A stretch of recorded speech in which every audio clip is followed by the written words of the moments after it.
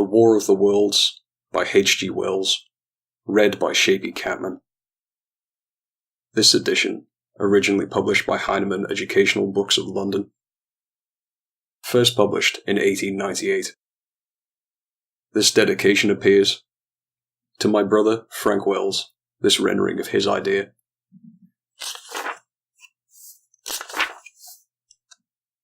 Book 1, The Coming of the Martians, Chapter 1, The Eve of the War.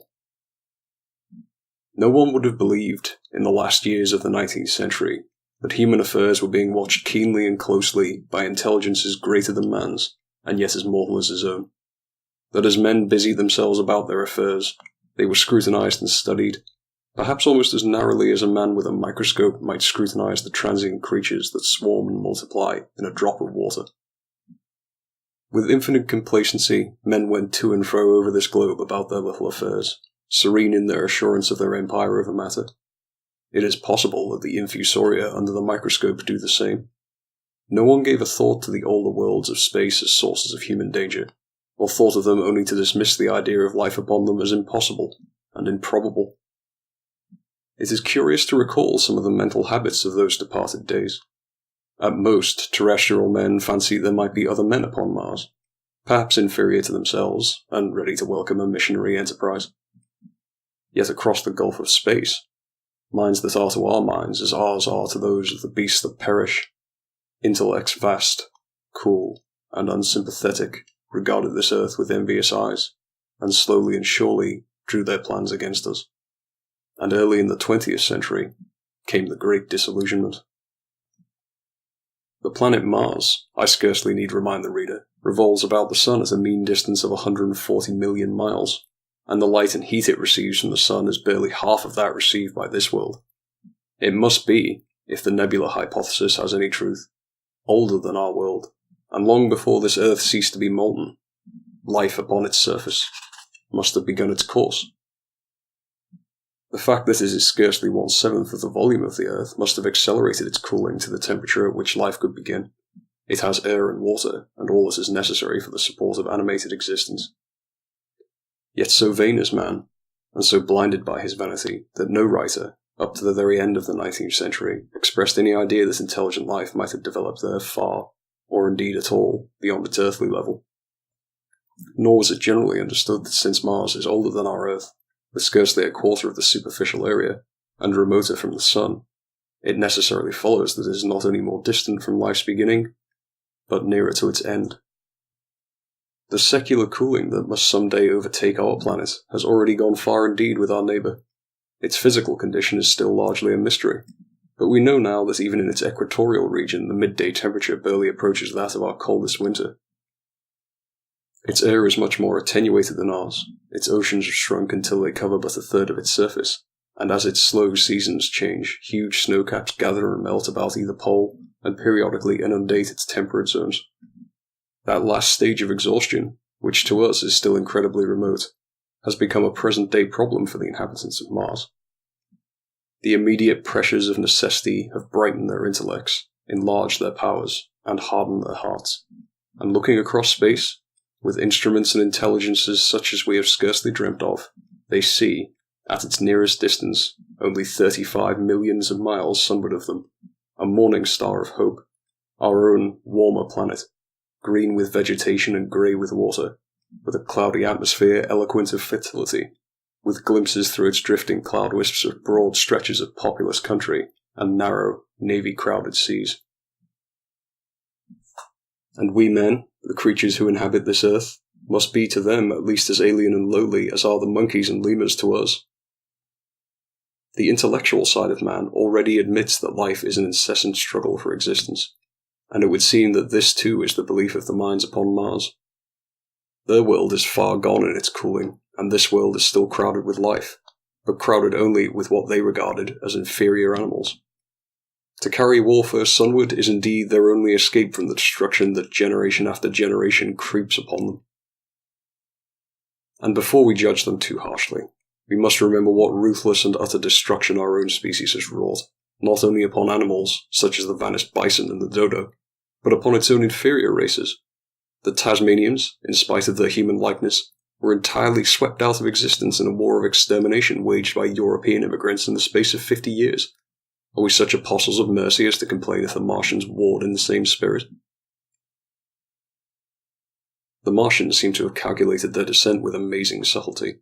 Their mathematical learning is evidently far in excess of ours, and to have carried out their preparations with a well-nigh perfect unanimity.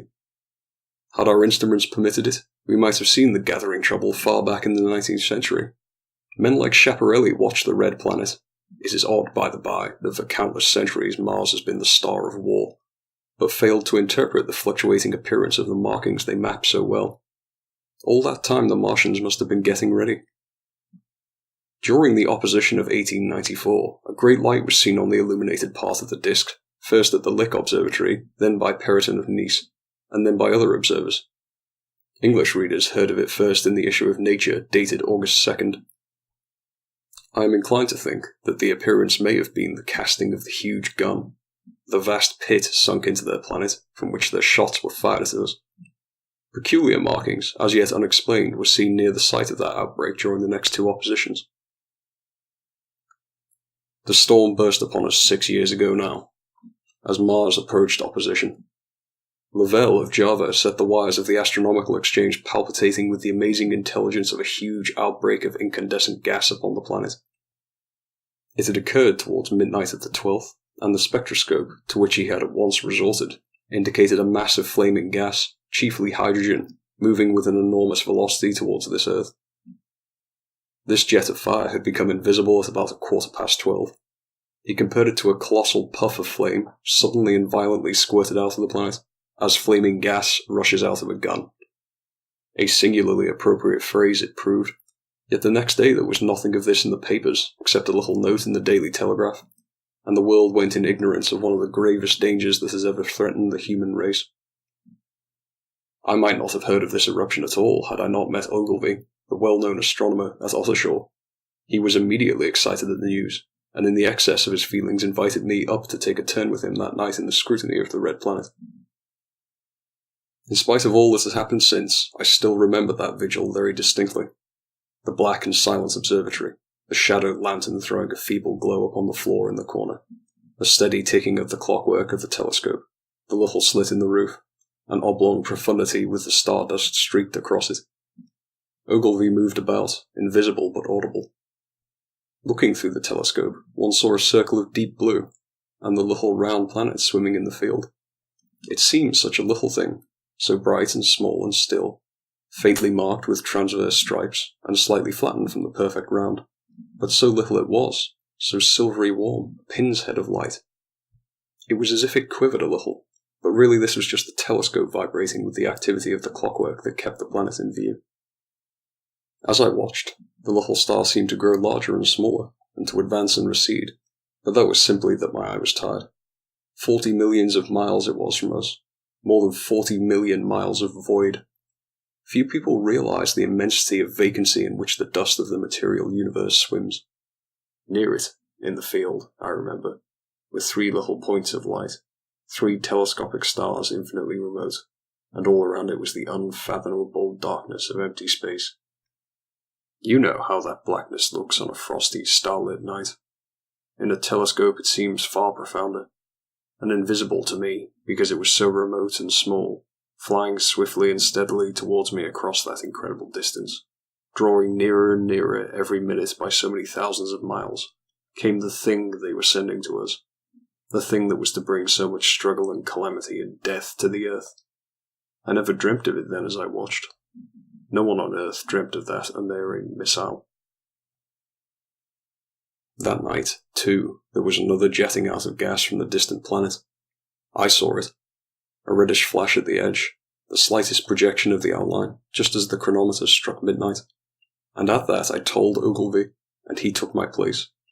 The night was warm and I was thirsty, and I went, stretching my legs clumsily and feeling my way in the darkness, to the little table where the siphon stood, while Ogilvy exclaimed at the streamer of gas that came out towards us.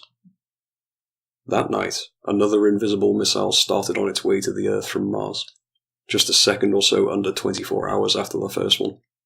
I remembered how I sat on the table there in the blackness, with patches of green and crimson swimming before my eyes. I wished I had a light to smoke by, little suspecting the meaning of the minute gleam I had seen, and all that it would presently bring me. Ogilvy watched till 1, and then gave it up, and we lit the lantern and walked over to his house. Down below in the darkness were Ottershaw and Chertsey, and all the hundreds of people sleeping in peace. He was full of speculation that night about the condition of Mars, and scoffed at the vulgar idea of it having inhabitants who were signalling us. His idea was that meteorites might be falling in a heavy shower upon the planet, or that huge volcanic explosions were in progress. He pointed out to me how unlikely it was that organic evolution had taken the same direction in the 2 adjacent planets. The chances of anything man-like on Mars are 1,000,000 to 1, he said. Hundreds of observers saw the flame that night, and the night after, about midnight, and again the night after, and so on, for 10 nights, a flame each night. Why the shots ceased after the 10th, no one on Earth has attempted to explain. It may be that the gases of the firing caused the Martians inconvenience. Dense clouds of smoke or dust, visible through a powerful telescope on Earth as little grey, fluctuating patches, spread through the clearness of the planet's atmosphere and obscured its more familiar features. Even the daily papers woke up to the disturbances at last, and popular notes appeared here, there, and everywhere concerning the volcanoes upon Mars. The serio-comic periodical Punch, I remember, made a happy use of it in the political cartoon. And, all unsuspected, those missiles the Martians had fired at us drew earthward, rushing now at a pace of many miles a second through the empty gulf of space, hour by hour, and day by day, nearer and nearer. It seems to me now almost incredibly wonderful that, with that swift fate hanging over us, men could go about their petty concerns as they did.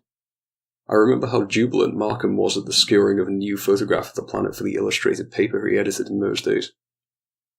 People in these latter times scarcely realised the abundance and enterprise of our 19th century papers. For my part, I was much occupied in learning to ride the bicycle, busy upon a series of papers discussing the probable developments of moral ideas as civilization progressed. One night, the first missile then could scarcely have been 10 million miles away, I went for a walk with my wife. It was starlight, and I explained the signs of the zodiac to her, and pointed out Mars, a bright dot of light creeping zenithwards, towards which so many telescopes had been pointed. It was a warm night. Coming home, a party of excursionists from Chertsey or Isleworth passed us singing and playing music. There were lights in the upper windows of the houses as the people went to bed. From the railway station in the distance came the sound of shunting trains, ringing and rumbling, softened almost into melody by the distance. My wife pointed out to me the brightness of the red, green, and yellow signal lights hanging in a framework against the sky. It seemed so safe and tranquil.